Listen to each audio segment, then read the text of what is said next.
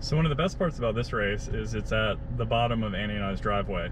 It's literally, we drive down and there's the race. Huh? Oh. Huh? Looking at himself from here.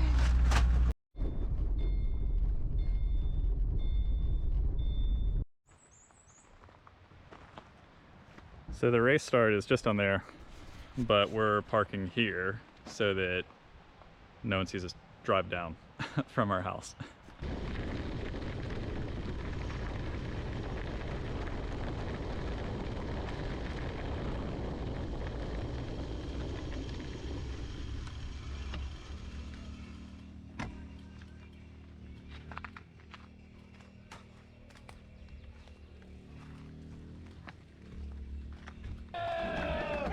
So here we are, we're kind of right in to the race. I've been really excited about this event because, of course, Annie and I live at Falling Creek, so it's kind of the closest thing you can really get to a home event. We literally woke up in our house, rolled down the mountain, and we were at the start of a race, which is really neat. So I've really been looking forward to it. I've been trying not to think too much about getting a good result here because I don't want to, create too much anxiety or kind of psych myself out and build it up too much. So I didn't really think about it too much, but I was definitely really excited to be here. So the initial part of this race is neutral. We're just kind of rolling out along the river. It's the Green River on our right. And then we have this covered bridge here that we're gonna make a right turn and scoot over this covered bridge. And that's the Green River down below us that we're going over right there. And then we have a left turn coming up and we head on to Green River Road, which is really the first huge portion of this race is Green River Road. So we're onto it, and this is kind of where the action kicks off. Here actually on the right, you can see Dylan Johnson really, I guess, just wanted to get the pace going. He didn't want us to have a super chill start to this event. So he kicks it off and then we're going.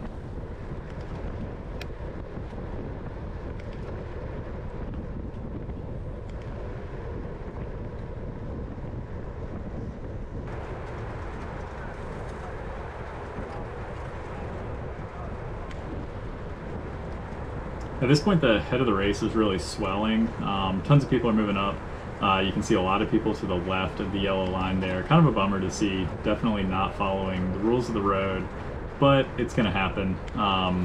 Folks want to get a good result, and they're kind of more concerned about the result than being a good steward of the local community. But it's kind of inevitable. People are going to do it, and so the front of the race is really big.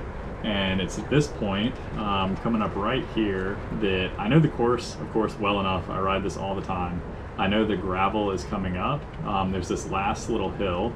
And so I kind of get to the right side of the road here, and there's plenty enough space. So I attack down the shoulder of the road and move to the front. I use this hill as kind of a little ramp to get an advantage. And then kind of roll on through to make sure that I get to the gravel first, because typically in these races the gravel sections are ridden really hard. A lot of the times the road section isn't as big of a deal and people kind of ease up on the road. So I knew the gravel was gonna get really spicy and I wanted to be there first so that I didn't have to worry about trying to pass people on a narrower gravel road. So here it is, onto the Green River gravel, and made it on there first. And so this is when kind of the leaders can ride up to me, and then I have the chance to get onto their wheel rather than having to be, I guess, more defensive and attack to get onto their wheel and try and pass people. So it's this little ramp right here.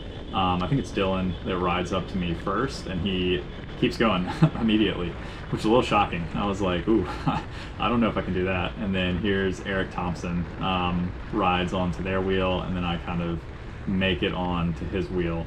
And then this was kind of essentially Green River.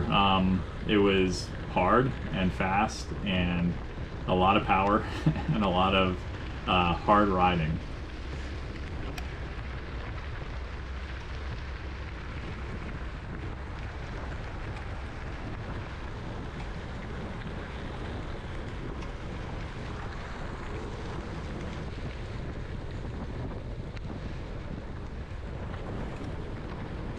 This is one of my favorite stretches of Green River. You come across that bridge and you get this really pretty view of the river on the right there.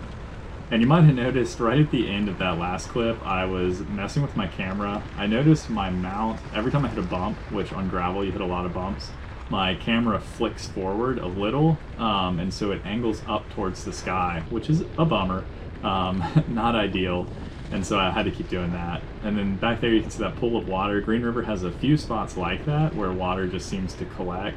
They always try and dump gravel in there. It never seems to work. And so I knew that those spots were tricky, narrowed the road, and so I tried to stay as close to the front as I could.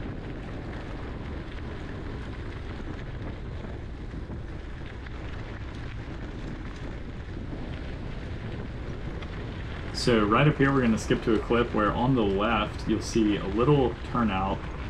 It's kind of the bottom of a driveway for cars, and that to me means that we're almost to Pinnacle. So at this point I know Pinnacle's coming up, I know it's on the right, so I'm trying to be at the front of the race so I can kind of be on Pinnacle with the lead group and with the, I guess, the big riders. And so the bottom of Pinnacle is it's the longest steep stretch, so it's probably the most consistent gradient. And here I managed to, stick with the leaders, and this is the moment where Dylan decides that I guess he wants to take off. He's tired of there being such a big group, because at this point we were riding in a really large pack for a gravel race. We really hadn't trimmed it down any. And so Dylan makes a move here, and I don't know if I can call it attacking. I guess it's an attack. He really just rides at a really high power for a really long time. This moment was really difficult. It was extremely hard to stick with this, and here you can see I really start to pull the plug. I swing over to the right side of the road because I'm really starting to feel pretty bad. I came close to losing my breakfast in this part. I couldn't keep that pace up. So I made the mental decision that I needed to ease up. I knew that riders would be coming across, trying to follow this move. And pretty soon, you can see Tyler Miranda there. He does stick with them. He makes it up, follows them. There's Matt Musa. Really good effort. He tried. He couldn't stick with it. And so I knew that I needed to ease up and relax. So at this point, I've backed off the pace and kind of essentially self-selected into a slower group. It's still extremely hard. I did have to make sure I didn't get dropped or shelled from this group because I didn't want to slip any further back. So at this point I was trying my best to recover from being with Dylan and Eric, not for even very long. I really wasn't up there very long. And this is one of the many little descents that Pinnacle has. It has these tricky little kind of rolly bits towards the top where you get these little rests on these kind of chunky downhills, followed by this, which is kind of a technical for gravel uphill, where you'll occasionally have these rock slabs where water has just washed all the gravel away, and so you have these exposed rock bits. There's quite a lot of that actually on Pinnacle. And so here I'm just trying to survive, stick with these people, and kind of recover from those initial efforts, definitely on Green River Road. Here's another techie rock chunk. That's always a bad one. Definitely descending, not fun. And here, this is just a clip of kind of an extended descent. So the top of Pinnacle has 2 or 3 of these where you can see here, it's honestly really chunky. It's big rocks. I wouldn't even really call it gravel. At one point it was gravel, but now they're just these big chunky rocks.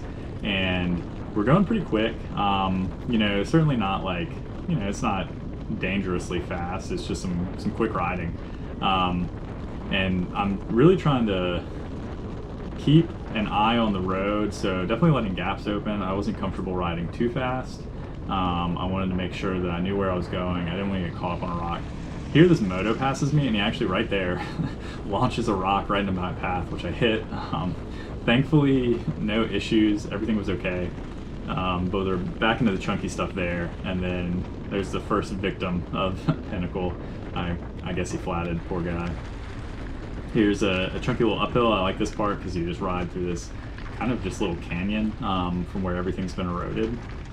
And so this is also always a good thing I like to see, because I know it means I'm near the top. The top of Pinnacle is not too much farther from here, and the descent down Skyview is not nearly as bad as Pinnacle.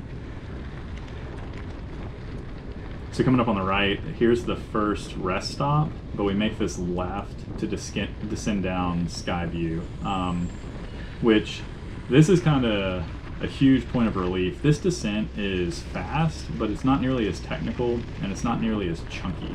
You can see there's some big rocks exposed there, but nothing too bad. There's this big left-hand turn coming up in this next clip.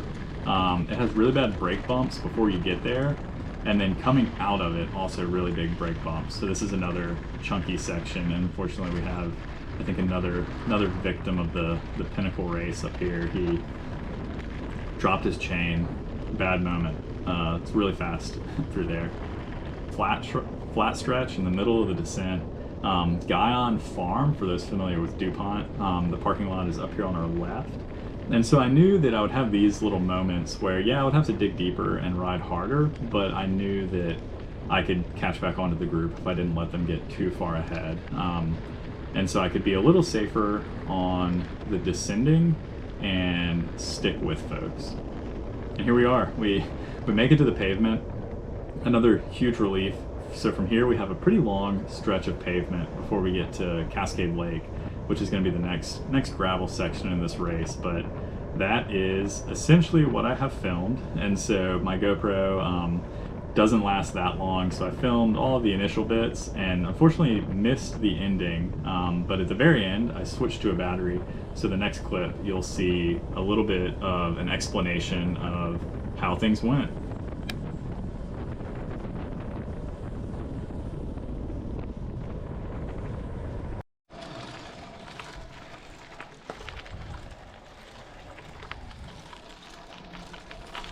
I don't know if Annie's back there, but we're heading up the hill back to our car after the race, and we both got 5th in our pro categories. So I was the 5th pro male, and Annie was the 5th pro female. So I got this sweet goodie bag with I think some bars. Annie thought they were Skittles, which would honestly be cooler. You can probably hear my bottom bracket.